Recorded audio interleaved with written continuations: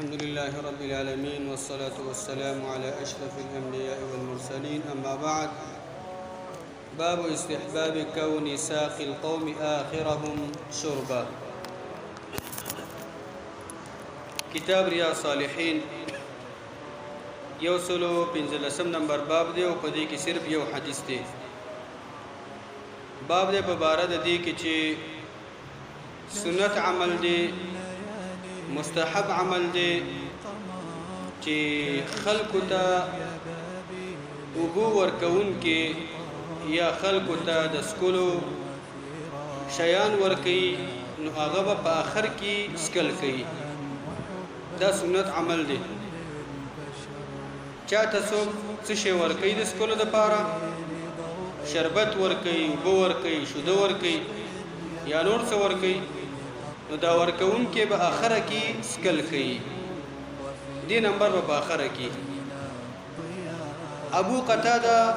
رضی الله عنه روایت کوي د نبی صلی الله علیه وسلم نه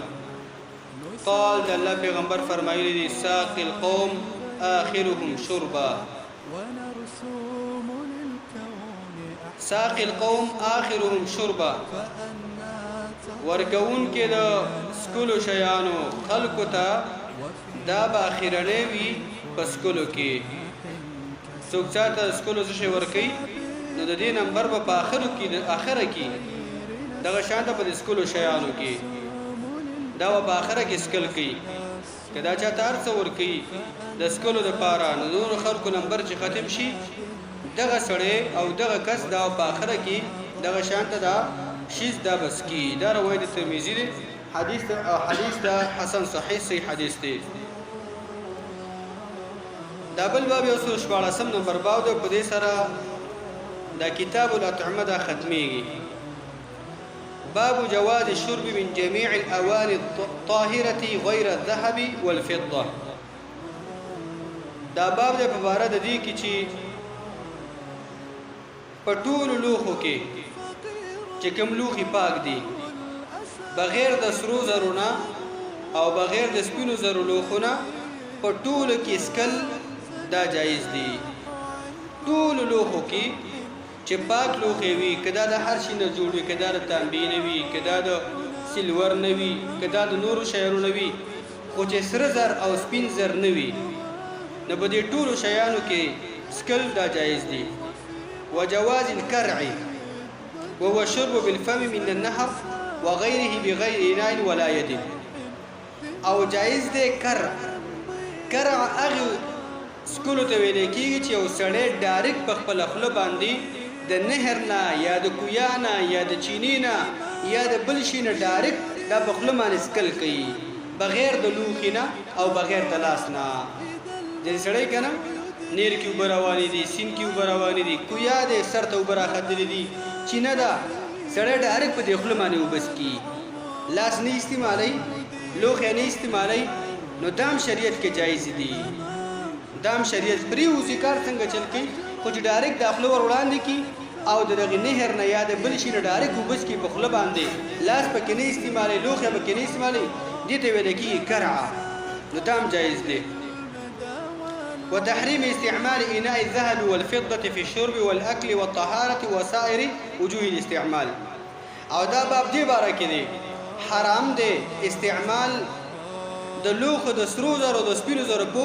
دغه شانته په سکلو کې په خوراک کې دغه شانته په پاکوالي کې وسائر وجوه الاستعمال څومره چې دغه شانته د استعمال لارې دي او طریقې دي په ټولو د استعمال په شیانو کې څه شی دی دغه شانته د سرو زرو د سپینو زرو د استعمال دا ناروا دی دا به څوک استعمالي لکه ځینې خلک د سرو زرو یا د سپینو زرو نه نجم جوړي پای کې رانجا چي یا د بل شي د سړی د خلک ماده تو دانې ته جوړي کی یا د یو ګلاس جوړ کی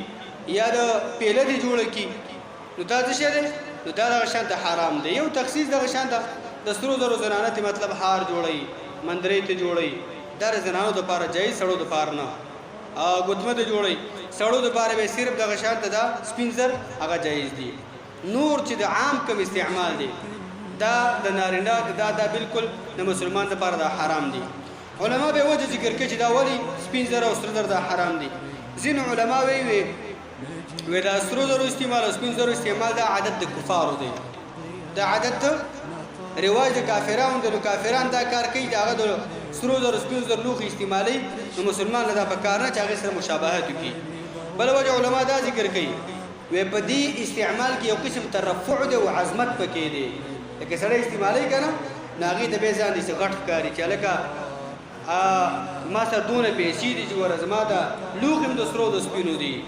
یعنې په دې کې یو ترفع دی ځان اوچتوالی دی یو د ځان عظمت دی لویوالی پکې دی زموږ شریعت لویوالی نه خوښوي زموږ شریعت رب العالمین هغه بنده خوښوي چې د هغې په ژوند کې او د هغې په بدن کې عاجزي وي د هغې دغه شان په عام رواج کې او د هغې په دستور کې هغه عاجزي وي نو په دې کې یو قسم عظمت دی لویوالی دی نو ځکه شریعت یې سره زره او سپین زر لوښي دا مه استعمالوئ ځینې علما دا خبره کوي چې وی په دې کې چې ته وی په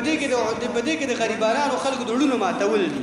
ستا به وس کېږي سره سپین پیلې به استعمالې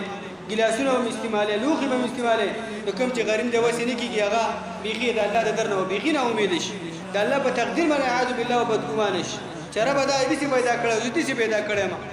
سړی سوچ وکړي وی دې کې د غریبانو د محتاجو خلکو د ړونو ماتول دي یو سړی به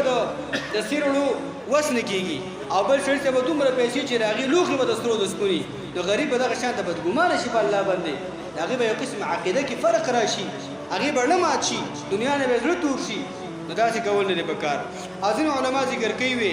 لثمنیه